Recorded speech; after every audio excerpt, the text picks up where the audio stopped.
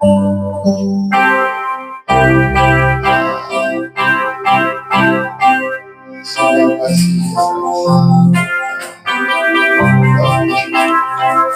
Yana?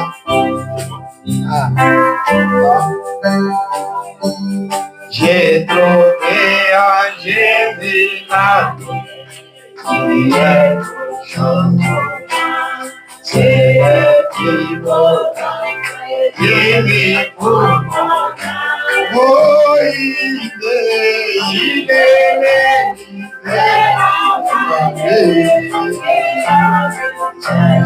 tout.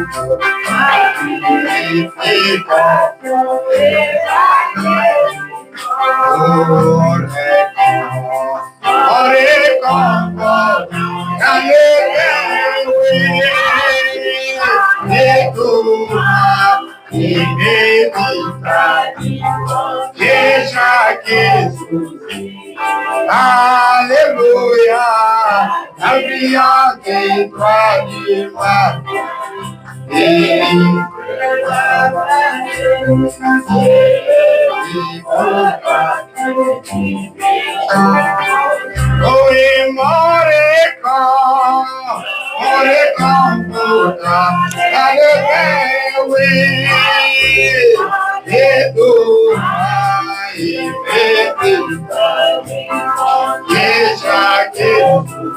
Oh, alléluia, brillante étoile du matin.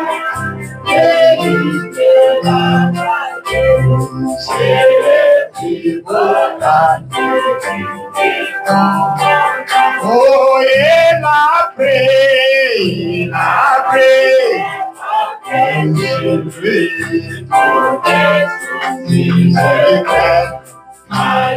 oh, des puissants dans les tentations, pour lui, j'ai tout à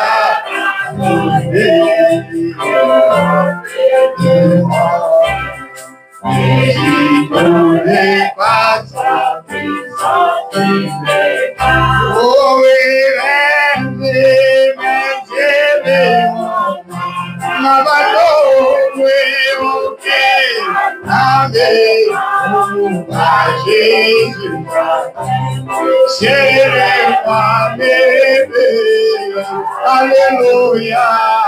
alléluia, alléluia,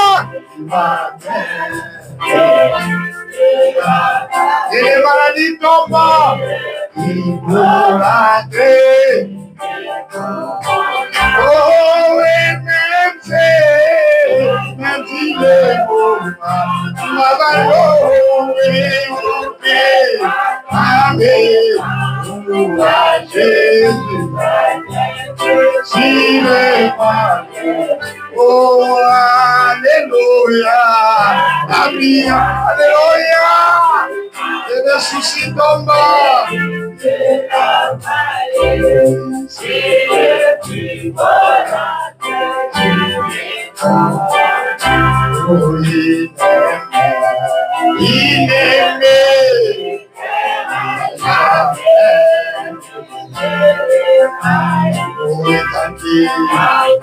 J'ai la foi et fais sa volonté. Elle le veut, elle le veut.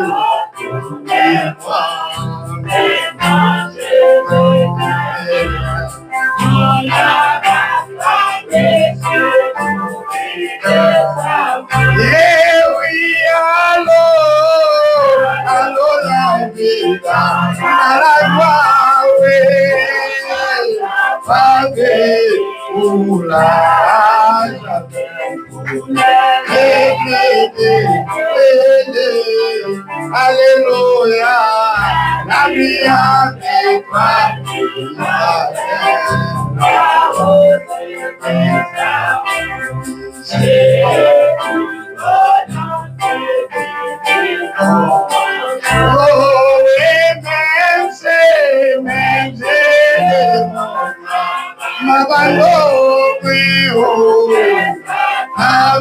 alléluia, Jésus, si le mal Alléluia. Alléluia.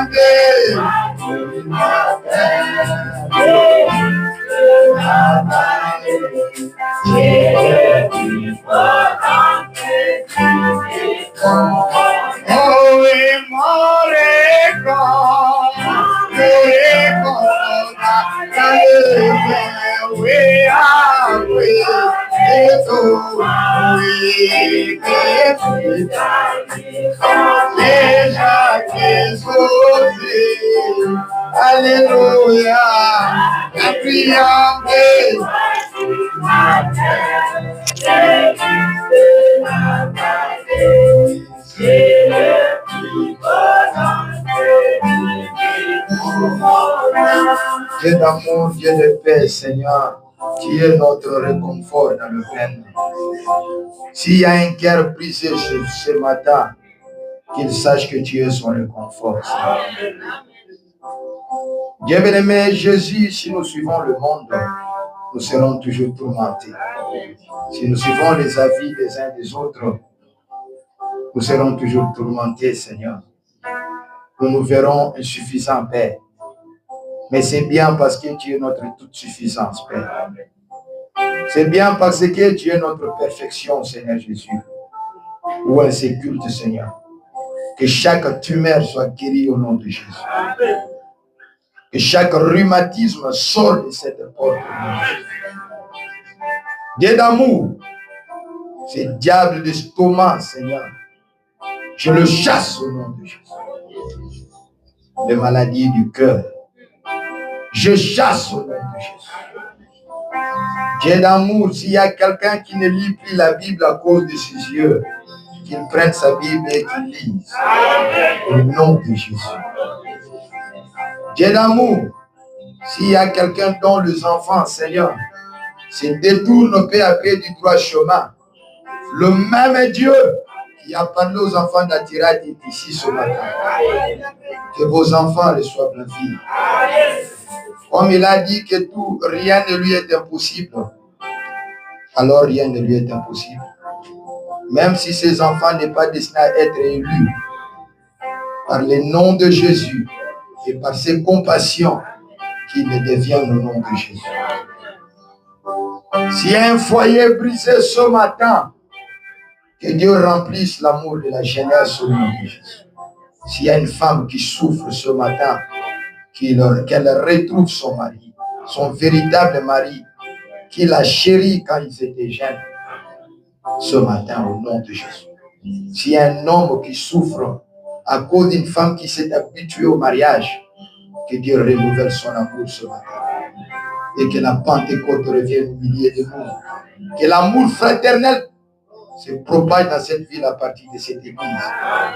Et que son pasteur devienne grand, pas en popularité, pas en argent, quoique ça doit le suivre, mais qu'il devienne grand en sainteté, en pureté, en consécration, Seigneur, en dignité et en exemple à toutes ces bandes de pharisiens corrompus.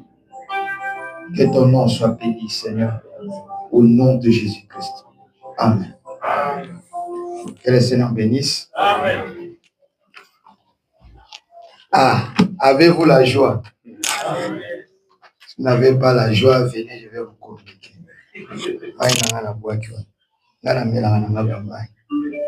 Le prophète. Hein?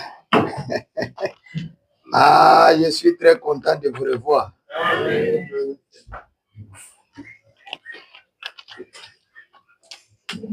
Nous étions en train de voir qui est Malachie 4. Je vais prendre mon micro, ne vous inquiétez pas.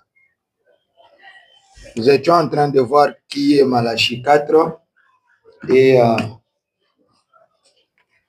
et quelle est sa mission. Et nous avons vu que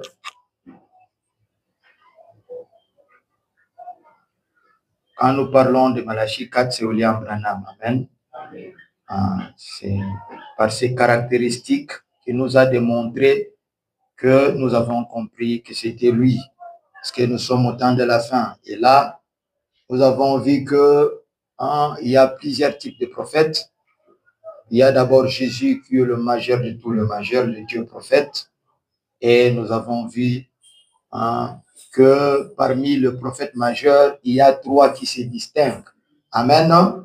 Il y a Moïse qui a écrit l'Ancien Testament. Ce n'est pas que c'est lui qui a tout écrit, mais tous les autres écrits sont venus appuyer Moïse. Et nous avons vu que Dieu lui-même est descendu par le signe de la nuée pour confirmer qu'on devrait toujours le croire. Je m'excuse, mes chaussures me disent de la lever.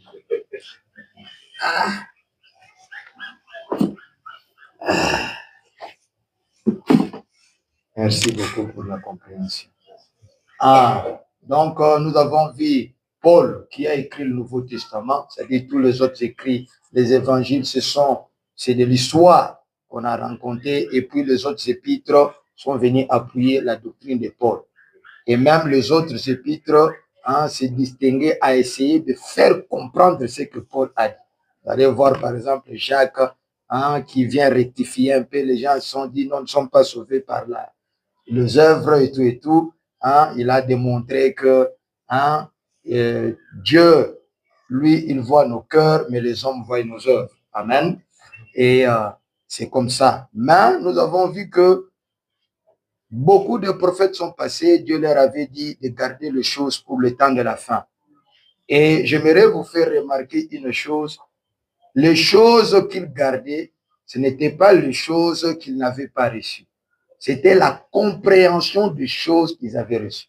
Est-ce que quelqu'un me comprend? Par exemple, à Daniel, quand il a vu toutes ces choses, il n'a pas vraiment saisi le sens. Comme le pasteur avait dit ici, que vous pouvez voir un prophète dans la Bible qui prophétise qu'il y aura des trucs qui vont circuler vite. Il ne voyait pas ça comme des éclairs. Or, c'était des voitures, toutes ces choses. Voyez? Donc, il y avait des choses qui aboutissaient à ce temps de la fin. Pas seulement physique que nous pouvons voir, mais surtout aussi spirituel. Et là, Daniel a vu, mais il demanda, je n'ai pas compris.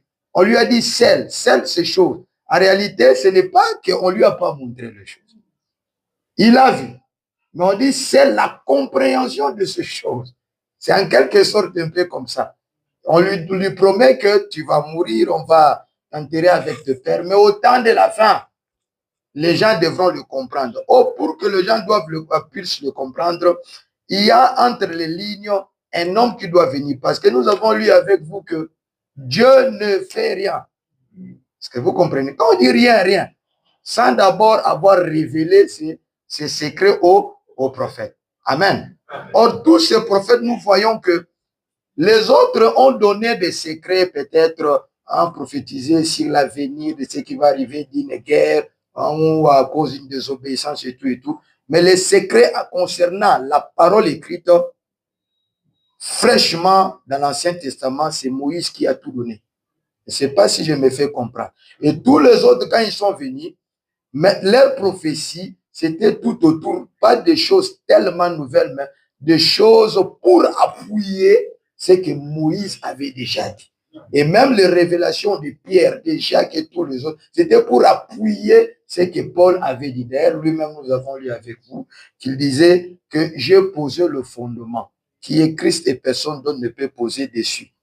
Sinon, plutôt personne d'autre ne peut poser un autre fondement, sinon ce qui a déjà été posé. La même chose, ces gens-là, l'apôtre Paul qui dit que non, nous avons réussi en partie, mais quand le parfait viendra. Donc vous voyez, le nom de William Branham circule là-bas entre les lignes partout là-bas. Parce que Dieu ne fait rien sans avoir révélé. Donc cet homme-là, secret, qu'on cache là-bas, c'est un prophète. Mais comme c'est un prophète, il doit être d'une trempe supérieure. C'est pour cela que Paul a été confirmé par la nuée, Moïse a été confirmé par la nuée et William Branham aussi a été confirmé par la nuée. Pourquoi confirmé par la nuée? Amen. C'est parce que il est dit dans la parole de Dieu, nous allons tenir debout, Exode 19, 7.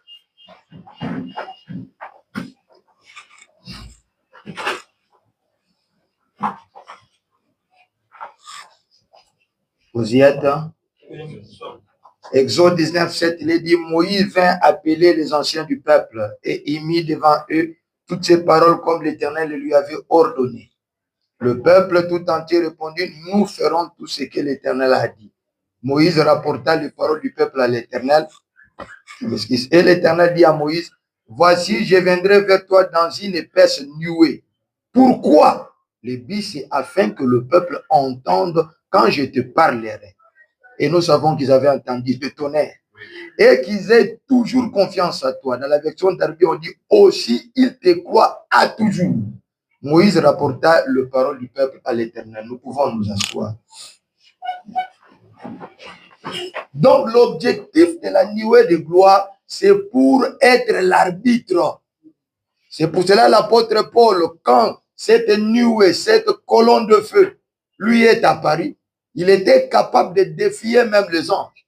De dire que ce que je vous dis, même si nous-mêmes, même si un ange revient, n'importe qui vient changer ce que nous vous avons dit, qu'il soit anathème. Pourquoi? Parce qu'il dit que cette révélation, je ne l'ai pas reçue d'un homme.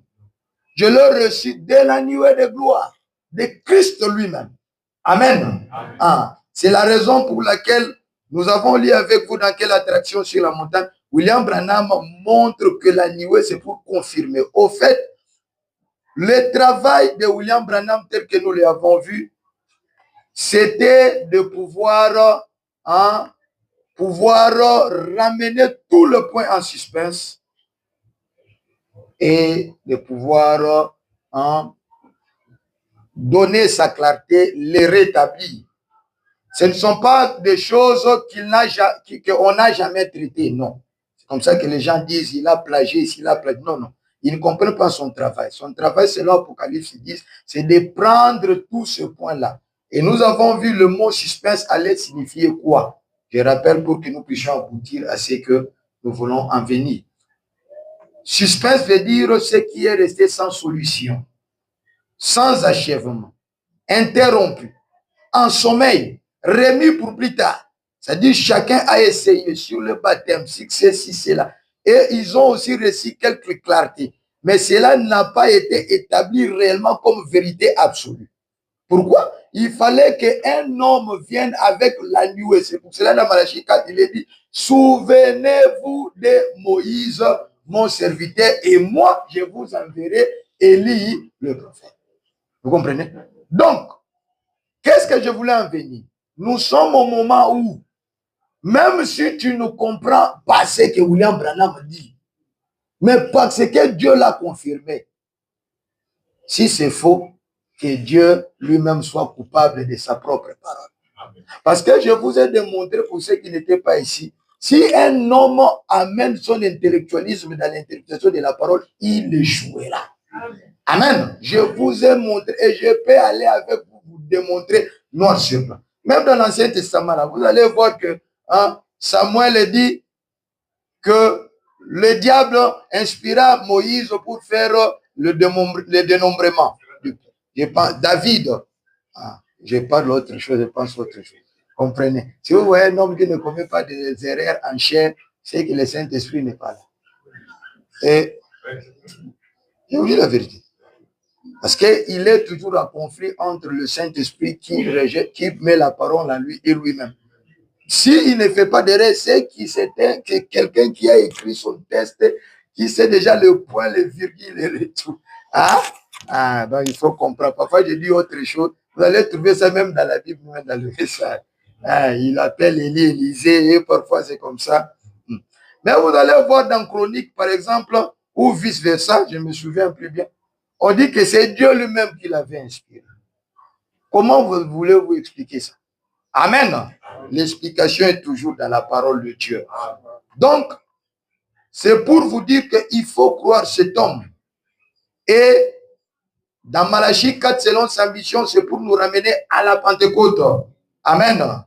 Et pour nous ramener à la Pentecôte, nous devrions retourner à la Pentecôte pour voir si réellement, qu'est-ce qu'il pouvait faire pour nous ramener à la Pentecôte. Amen. Nous voyons qu'avant d'arriver à la Pentecôte, que nous l'avons vu la fois passée, et que dans le premier exode, nous avons comparé ça avec le premier exode, comme la Pentecôte on fait partie du deuxième exode. Dans le premier exode, nous avons dit qu'il y avait 3 parties. Amen. Il y avait la traversée de la mer Rouge qui représente la justification et c'est par l'eau de baptême. Nous avons lu avec vous 1 Corinthiens 10d et nous vous avons montré que ce peuple était baptisé en Moïse. Donc, la traversée de mer Rouge symbolise le baptême. Et nous avons vu que la deuxième étape, c'était la traversée du désert, qui signifie la sanctification. Amen. C'était là que Dieu voulait d'abord faire enlever tout ce qui était collé à ce peuple. Et je vous ai démontré que c'est l'étape qui traîne longtemps. Amen. Ouais. Nous allons voir avec vous, William Branham à l'appui, et la parole de Dieu à l'appui, que ce n'était pas la volonté de Dieu qu'ils aillent traîner dans le désert. Mais dès qu'ils ont traversé le désert, ils ont marché seulement 3 jours. Ils ont rencontré les eaux amères. C'est fini, ils ont oublié tout ce que Dieu a fait. Dieu a dit non. Ces gens ici, avec cet esprit ici, ils vont occuper le pays et ils vont encore revenir plus pire que ceux qui occupaient ce pays-là. Donc, ils doivent traîner ici. Et je vous ai démontré que la chose qui fait traîner le gens dans la sanctification, c'est la repentance parfaite.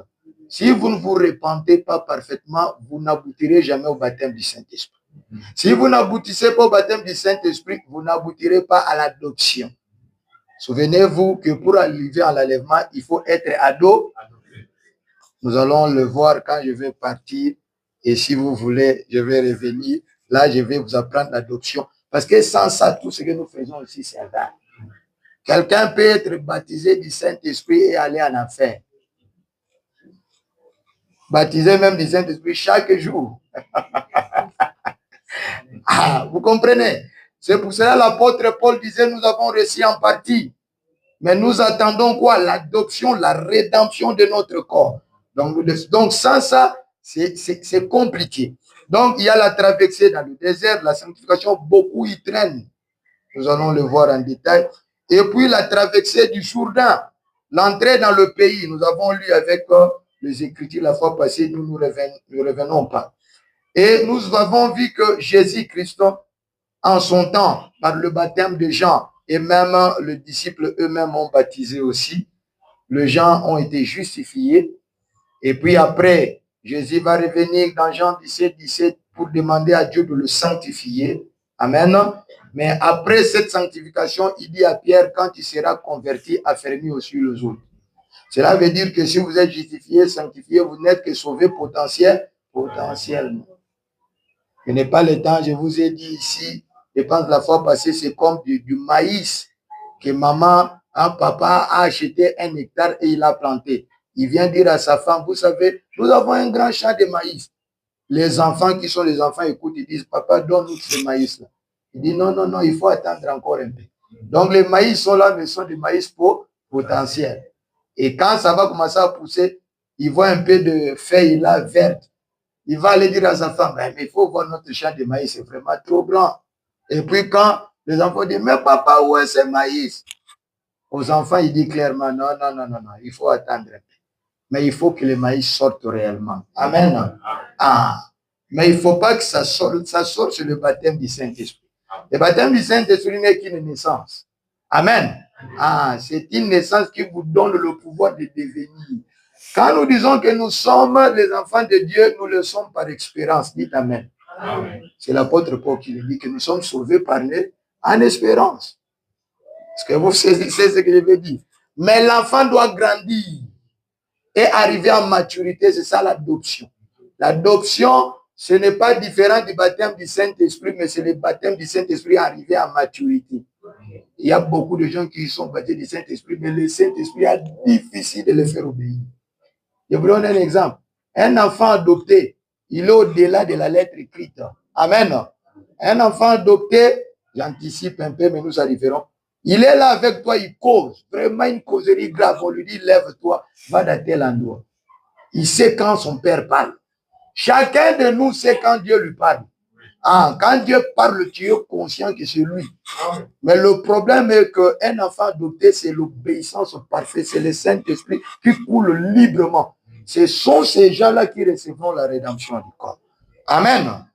Et puis, quand vous entrez dans le pays, après la traversée, c'est ça le baptême du Saint-Esprit. Mais vous allez vous rendre compte qu'il y avait des paresseux dans le pays. Amen. Un enfant adopté, c'est celui qui a pris son héritage dans le pays. Et après, Jésus-Christ va leur dire dans Luc 24, 49 qu'il devrait attendre pour recevoir la puissance. Amen. C'est pour cela, c'était le travail de Branham de pouvoir redresser, restaurer toutes ces choses-là. Amen. Ces choses qui sont restées embrouillées par des gens, ces choses qui sont restées aujourd'hui. Qui veut croire en Jésus? Ouais, le campagne, on enregistre les gens sauvés. Les autres avec des chewing-gums dans la bouche. Koloyes. Naye pa na yo, Andimelio. Obikinde, comment comboire. Il sort là avec le même désir du péché. Amen. C'est la raison pour laquelle nous avons lu avec vous que pour nous ramener à la Pentecôte, il devrait d'abord commencer à nous enseigner. Amen. À nous enseigner quelle est la sanctification, quelle est la justification, quelle est la sanctification. Quoique Luther était venu, je vous avais démontré ici, et qu'il a prêché la justification, mais on n'avait pas tellement bien compris la chose. Juste après là-bas, ils se sont commencés à dire que non, bon, nous pouvons faire ce que nous pouvons faire. De toute façon, nous ne sommes pas sauvés par les œuvres. C'est la raison pour laquelle le mouvement wesleyen était aussi venu. Lui aussi, il n'a pas bien compris aussi la sanctification. Ou les autres qui l'ont suivi, disons-les comme ça. Il a prêché, mais juste après, ils ont méthodisé la sanctification. Vous comprenez? La sanctification a quitté vraiment l'intérieur. C'est devenu quelque chose d'apparence tout à fait. Amen. Si nous allons comme ça, c'est que le musulman qui couvre même jusqu'ici.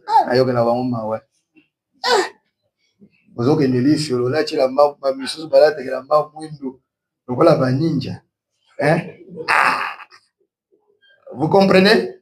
Voilà. Donc, William Branham devait nous montrer tout ça. Normalement, on devrait recevoir les trois choses. La justification, la sanctification, le baptême du Saint-Esprit. Amen. Mais à cause des mauvais enseignements, beaucoup ne se répandent pas bien. C'est ça que je voudrais insister aujourd'hui. Amen. Je veux que vous alliez au ciel. Amen. Je veux que nous allons au ciel. C'est la chose la plus importante. Amen. Dieu ne nous a donné à la limite que 70 ans. Après cela, nous vivons des moments d'emprunt. Et même la vie devient amère. Alors, David a dit, apprends-moi à compter mes jours. Pour appliquer mon cœur à la sagesse. Si tu assois les calculatrices là, que tu calcules beaucoup d'argent, comment se fait à calculer 70 ou ton âge là? Ah ben oui. Moi, chaque année, je le fais. Et ça m'aide à beaucoup travailler pour Dieu, à beaucoup prier. C'est le seul endroit. L'éternité est comme un cercle comme ça, sans fin.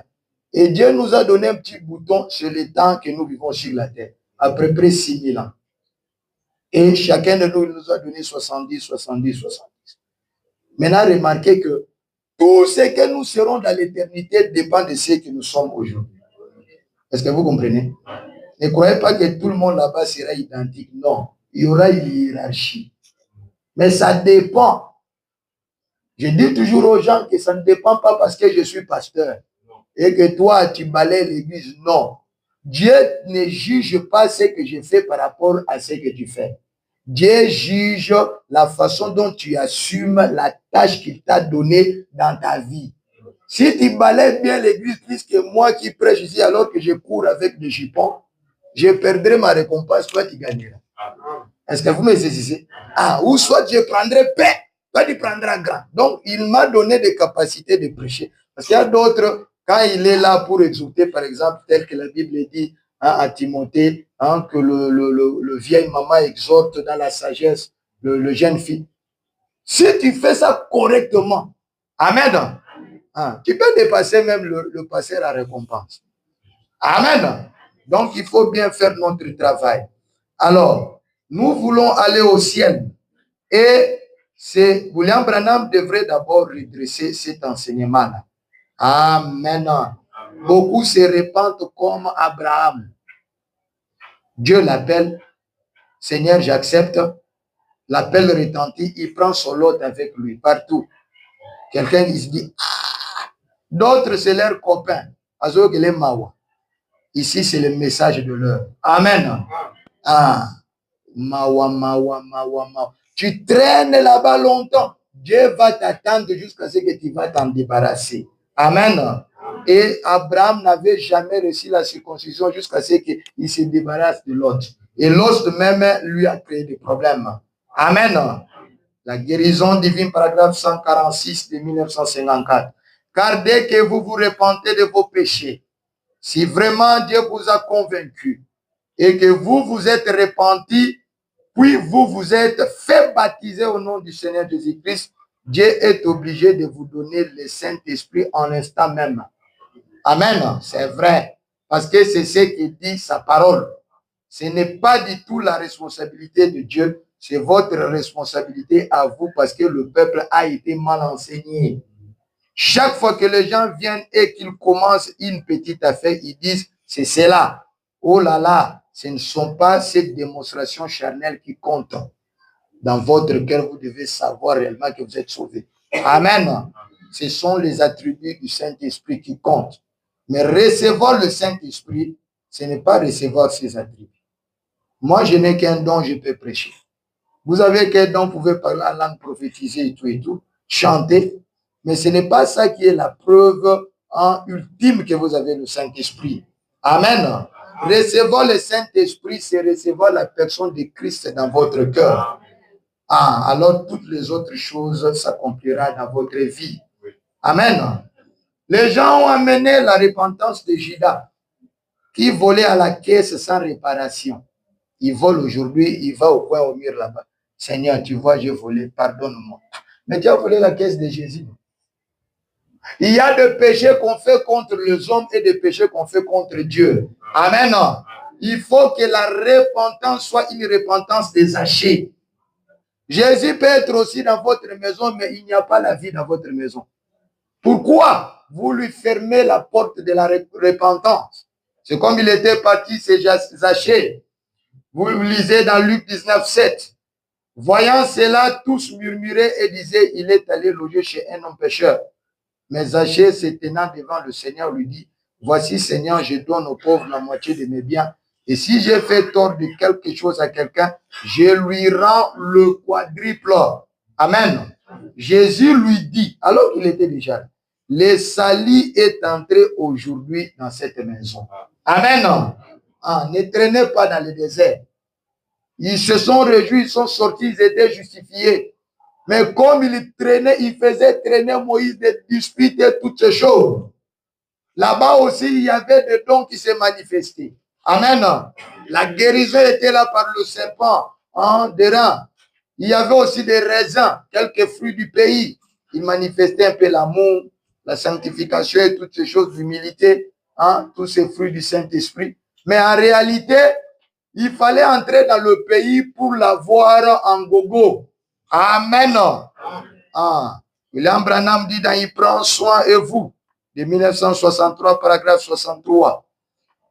Je pense que l'une des choses qui empêche nos frères d'être guéris, c'est un manque de confession. Si quelqu'un s'inquiète parce que j'ai dit William Branham, bon, que Dieu garde son cœur. Amen. Quand tu étais à l'école là-bas, tu avais le plaisir de citer même pour montrer que c'est toi qui as lu bien Simone de Beauvoir. La maternité n'était pas mon lot. Là, quand tu parles de ça, ça vient de Simone de Beauvoir. Et quand on dit Branham, ça te fait du mal. Tu as la sorcellerie. Tout c'est, même si c'est le pasteur Alpha qui le dit, si c'est conforme à la parole, c'est oui et amen. Je dirais que mon pasteur m'a dit. C'est un problème. Ça aussi, c'est un problème. Et les apôtres, quand ils prêchaient, ils disent, l'un de votre philosophes a aussi dit. Et ils confirment que c'était la vérité. Il va même, il lit là-bas, les gens disent le temple est dédié à un Dieu inconnu. Il prend ça, c'est le sujet de sa prédication. Amen. Il faut aimer entendre ça. Si on vous arrache, William Branham, on vous arrache les promesses de l'heure. Amen. Ah, écoutez-moi bien. Il dit, hein, c'est un manque de confession sincère. Eh bien, par exemple, ça peut sembler un peu mauvais, mais ce n'est pas là mon intention. Je vois ma femme qui est assise ici. Si aujourd'hui je sortais là et que je mettais mes bras autour d'une autre femme et que je lui faisais l'amour, je saurais tout de suite après avoir fait cela que j'ai mal agi. Amen. Vraiment mal agi. Certainement que mon consolateur me préservera de faire pareille chose. Amen. Et si vous avez le Saint-Esprit, moi, il y a des choses que je peux vous scandaliser. Vous, vraiment. Bon, passons. Voyez, qu'il m'arrivait de faire cela ou quelque chose de semblable. Et alors, je sais que la première chose, c'est de le dire à ma femme avant que je puisse le dire à Dieu. Jésus était là. Toi, tu as pris des choses d'autrui, tu as volé des choses d'autrui, tu as pris des maris d'autrui, tu étais chez ta sœur qui t'élevait, tu as couché avec... Excusez-moi. Moi, je suis un apôtre, je suis un metteur d'ordre, donc parfois je serai tranchant. Ah. Et puis là, n'ayez pas, Branham devait redresser toutes ces choses. Vous allez voir que le message est très important. Oh non, moi je suis pasteur. Tu étais chez ton grand-père, tu es allé avec sa femme. Et tu es là. Dieu a dit, alléluia, les gens sont guéris. On te dira à la fin, je t'ai jamais connu. Tu es un inconverti. Amen. Ah. Il dit ceci, je sais que la première des choses, c'est d'aller le dire à ma femme avant que je puisse le dire à Dieu. Pardonne-moi parce que j'ai péché contre elle. Si vous venez à l'hôtel et que vous vous souvenez que vous avez quelque chose contre quelqu'un, allez d'abord mettre cela en ordre. C'est ce que cette écriture voulait dire. Branham nous explique même des petites choses. Moi, vous savez, avant que je lise ça, papa Alpha, je m'asseyais, je me disais, ah, c'est français ici est compliqué. Ah, moi, je suis à moi assis. Je sens un peu mon cœur est brisé parce que la personne m'a fait du mal, que j'ai encore demandé pardon. Ah, je ne comprenais pas ça. Ah, jusqu'à ce que Branham m'explique ça. Est-ce que vous comprenez? C'est-à-dire que tu sais que tu as fait du mal à quelqu'un. Ton cœur là est en train de te troubler là-bas. Ça te troublera jusqu'à la fin. Même si tu dis non, j'ai demandé pardon à Dieu. L'oukuta, quiconque dit c'est le vous. Quiconque fait n'avant n'est pas bien. Ok, d'accord. Soki lovumo, soki lovumo. Lovuno, hein? Allez, lovuno. Nabao, hein? Nabao. Eh bien, j'aime ça. Il faut rire un peu parce que je sais que ça va piquer bientôt. Écoutez-moi très bien. Voilà. Donc, il me faut donc me rendre auprès d'elle. Je crois que la confession, c'est aussi arranger les choses. Il n'y a pas de véritable confession sans cela. Les églises ont fait sauter les gens toutes ces choses. Qu'arriverait-il si je disais donc, je vais confesser cela, que j'ai mal agi, que je dise, bon Seigneur, oh mon ami, tu sais que je te connais très bien. Gloire à Dieu, alléluia. Je pense que quand j'étais avec un pasteur, on était en train de causer, il disait des faussetés, mais criait, alléluia, gloire à Dieu. Ça aussi c'est l'onction. Bon, attends, c'est loin. J'ai commencé à les corriger. À la fin, il m'a donné raison. Et là, il m'a demandé, c'est moi qui devrais avoir cette onction-là. Hein? Mais lui, là, il est dans l'horreur. Écoutez-moi très bien. Ah. Oh Seigneur, mon ami, tu sais que je te connais très bien. Gloire à Dieu, alléluia. Je pense que tu es un homme de bien. Pardonne-moi. Tu sais, mon vieil ami, je n'avais pas l'intention de le faire comme ça. Voyez? Eh bien, vous direz, faire comme ça, c'est sacrilège. Oui, c'est un sacrilège. Confesser comme cela, c'en est un. Mais qu'arriverait-il si je me mettais à dire, Seigneur, je n'avais pas l'intention de faire cela exactement comme ça, viens-moi en aide et je ne le ferai plus. Amen. Ah, maintenant écoutez-moi très bien. Supposez que j'ai arrangé cela avec ma femme et que j'aille de cette façon. je vais auprès d'elle avec la même irrévérence. Et que je disais, dis donc, brave fille, ma vieille amie, la mère de mes enfants. Et surtout, il y a Mikolo, ma chérie, voici l'homme, en tout cas, dans ce pays-là, qui est côté. Ma chérie, tu vois, ma chérie chérin. Hein? Mais c'est bien d'appeler chérie venant du cœur. Amen. Bébé, bébé. Ces derniers temps, ma femme a commencé à m'appeler bébé. Je dis, tu as eu ça où? Moi, un vieux monsieur, je suis ton bébé, je suis ton papa, je suis ton Seigneur. Mais elle ne m'écoute pas, bon. Elle m'a quand même soumis le barak. Hey, bébé, nayo. Bon, ça, je ne mets pas une loi là-dedans. Ça dépend de vous. Amen. On dit bien la chérie, bébé et toutes ces histoires-là. Vous arrivez là-bas, la mère de mes enfants, chérie à moto. Dis donc, hein? Tu connais, tu es mon compère depuis, tu es ma copine depuis longtemps. Écoutez, est-ce que tu me pardonnerais si je te dis, bon, tu sais que je suis un homme, hein? Quelle mine elle afficherait? Elle dirait, qu'est-il arrivé à mon mari, vous voyez? Eh bien, premièrement, elle ne saurait pas si je présente ou pas. Vous n'allez pas confesser de cette façon-là auprès de votre prochain ou Dieu. Vous y allez avec une profonde sincérité. C'est pour cela la vertu de cet âge, la plus grande de tous les vertus, c'est la sincérité. Amen.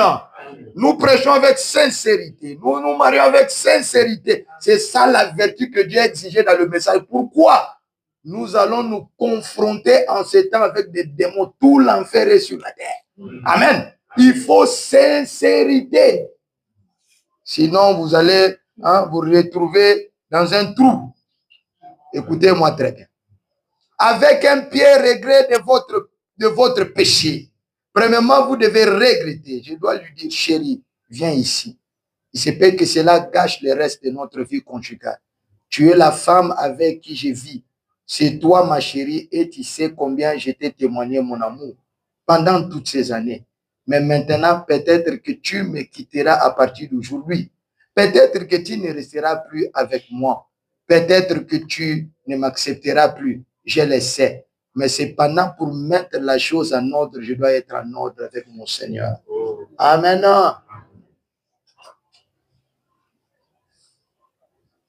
Oyibaki biloko ya bato o na musala ke o bana patron so balungula o balungula yo etali ngai te molimo na yebi ebika sinon tu iras en enfer. Amen. D'ailleurs, qui te dit qu'on va te faire quitter du travail, on ne te fera pas quitter, on te fera plus confiance. Vous pensez que je vous prête les choses que moi je n'ai pas fait? Je l'ai fait. Un jour, je suis arrivé en Angola pour votre témoignage. Je faisais mes affaires, je me débrouillais. Une femme d'affaires, une grande dame, est venue pour que je l'aide dans ces affaires-là. Et lui m'a donné beaucoup de sommes. J'ai commencé à l'aider. Un mois passé, il ne me donnait rien. Là, en Congolais, il faut récupérer quelque chose. Hein? Là, je vais, je pars, je fais. Premier mois, deuxième mois, elle prend tout. Il dit, oh, merci. Elle prend tous les bénéfices. Mais c'est moi qui travaille. Le diable est venu me dire, il dit, mais bon, de toute façon, tu peux calculer ton compte par Olongoli. Parce qu'elle, là, elle se voit vraiment, elle était une Angolaise, elle est à vide. Je prends une petite partie que j'estimais que ça pourrait me revenir. Dès que je l'ai pris, je lui ai remis. Mon cœur, là. Et je n'ai pas pu. Je n'ai pas pu. Jusqu'à ce qu'un jour, je lui ai dit, parce que j'allais mourir. Moi, je ne sais pas comment les gens vivent. Ils vivent aussi, ils dorment, ils se réveillent, ils dorment aussi, ils se réveillent. Ils devaient aussi passer, alléluia, mais tu peux, roco, choco, choco, chocolat, chocolat. Oh, Jésus. Vous allez voir dans un message différent. Na kokate, na ébicier. Tu vois, j'ai pris une telle somme dans ton argent. Mais moi-même aussi, je l'ai remis. Avant de lui dire, je lui avais remis ça. Il dit, tu as vu une surprise. Il m'avait même demandé. voilà, j'avais fait ça parce que tu avais fait ça, tu avais fait ça. Mais je suis un chrétien du message de l'heure, de William Branham. Ça ne nous permet pas de faire des choses comme ça. Cette fille a eu des larmes. Azaki de akobala, lui a commandé moi sinangai. Il a dit, depuis là, on ne s'est plus vu. Elle manque, elle voyait comme si c'était un Dieu devant elle. Il dit, des gens comme ça saisissent encore. Est-ce que vous comprenez? Mais toi là, oh, tu es architecte, on te donne le travail d'un frère, d'autres même de l'église. Il va là-bas, il trouve le plan, c'est comme ça. Et lui, il dégraine là-bas. Le mot, je ne sais pas si le mot dégrainer en français, ça existe. Le pasteur dit oui, j'ai trouvé, oui. Après, le pasteur dit aussi, j'ai trouvé, c'est lui là-bas. Ah, mon livre. Que Dieu nous accorde la grâce. Amen. Ah, ça doit être sincère.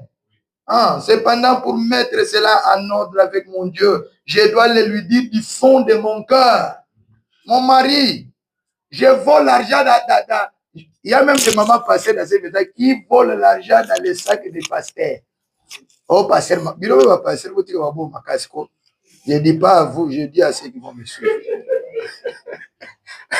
Maman pasteur, dès que le dit m'arrive, lui, il cherche l'enveloppe qui est très gros là-bas. Il dit, lui, si je m'occupe, lui là-bas, c'est toujours les bancs de l'église, des orphelins, des ciments. Ah, tata pasteur. Comme si moi, si Mouyibi. La maman pasteur dit, Dieu lui-même, il sait que c'est un chiche. Je le prends au nom de Jésus. L'homme et la femme sont un. Hein?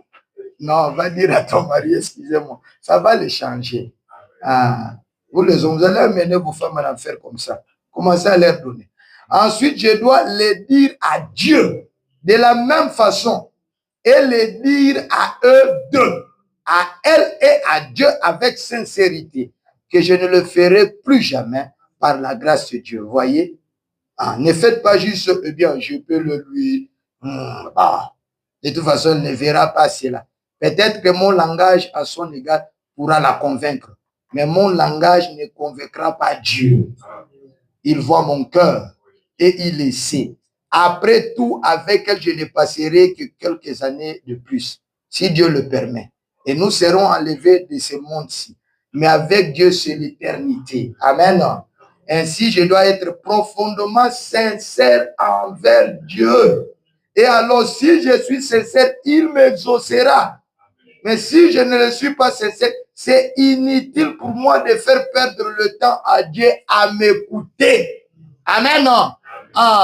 Il dira à la fin, loin de moi, vous qui commettez l'iniquité. Amen. Écoutez-moi très bien. Et c'est là qu'on y arrive. Mais si je ne suis pas sincère, c'est inutile de perdre le temps à Dieu. La confession doit venir d'un cœur sincère. Il prend soin de vous, paragraphe 83. Abraham dit, Jésus a dit, repentez-vous. Je vais dire, Pierre a dit cela le jour de la Pentecôte. Repentez-vous et soyez baptisés au nom de Jésus-Christ pour le pardon de vos péchés et vous recevrez le don du Saint-Esprit. Amen. C'est ça la voie. Quand vous vous repentez complètement et que vous croyez au Seigneur, écoutez-moi bien. Quand on dit qu'Abraham avait cru en Dieu, avant que Dieu puisse lui donner le signe de la circoncision qui est le baptême du Saint-Esprit, il ne croyait que potentiel.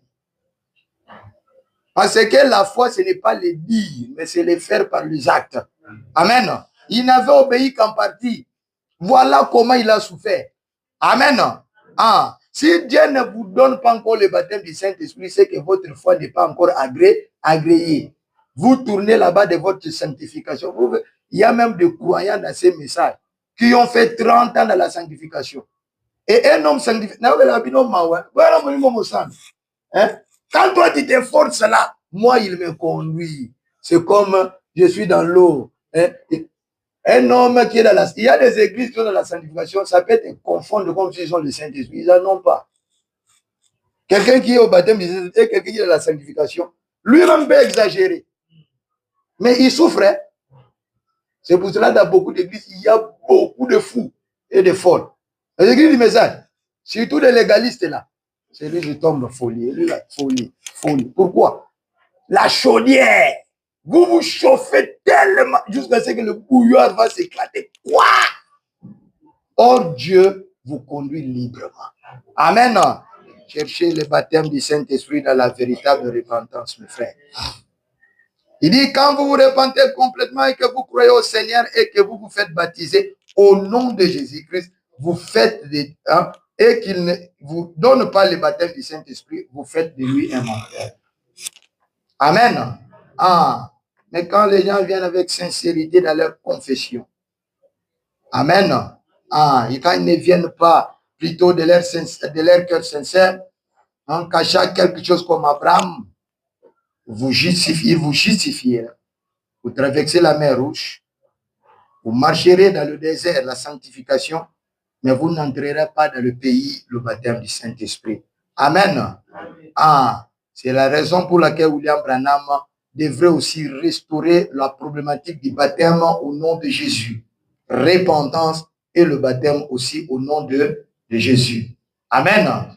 Parce qu'il nous fait retourner à la Pentecôte. Il est dit, il rétablira. Élie va faire rétablir. Rétablir, c'est-à-dire arranger quelque chose qui a déjà été établi. Donc, si quelqu'un dit aujourd'hui le baptême au nom de William Branham ou au nom de qui que ce soit, c'est que lui n'a pas compris William Branham. Amen. Dans le Sinaï rouge, signe de sa venue, paragraphe 196, il dit maintenant, si vous n'avez jamais été baptisé au nom de Jésus-Christ, pour le pardon de vos péchés, rappelez-vous, il n'y a aucun autre nom sous le ciel qui a été donné aux hommes par lesquels vous devrez être sauvés, si ce n'est le nom de Jésus-Christ. Rappelez-vous, il n'y a qu'une seule épouse, l'épouse de Christ, et elle porte son nom. Bon, si vous n'avez jamais été baptisé par immersion dans l'eau, au nom de Jésus-Christ, permettez-moi de vous le dire, comme Paul avait dit, venez vous faire rebaptiser. Amen. Je vous ai dit ici que vous allez voir que les disciples ne se sont plus fait rebaptiser après le baptême de Jean.